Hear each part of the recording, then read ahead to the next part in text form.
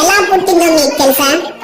నవదుర్గాలలో 7వ రూపమే ఈ శక్తివంతమైన కాలరాత్రి అమ్మవారు.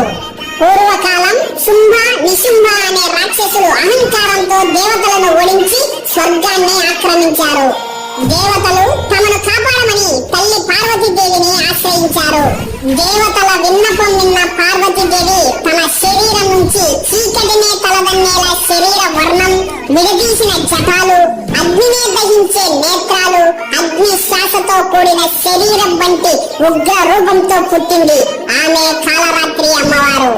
ఈ భయంకరమైన రాక్షసులలో అతి భయంకరమైన వాడు రక్తబీజుడు.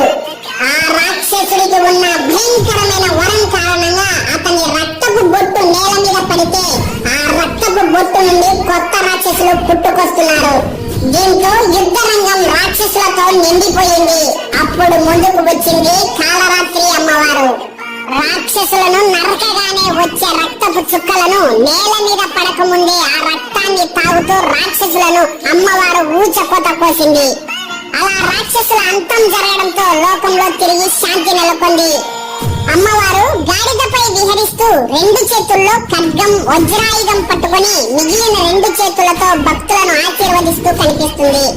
ఈ వీడియో నచ్చితే చిన్న లైక్ చేసి మన ఛానల్ ని సబ్స్క్రైబ్ చేసుకోండి. భక్తులందరూ ప్రేమతో కామెంట్ లో చెప్పండి కాలరాత్రి అమ్మవారికి జై అని.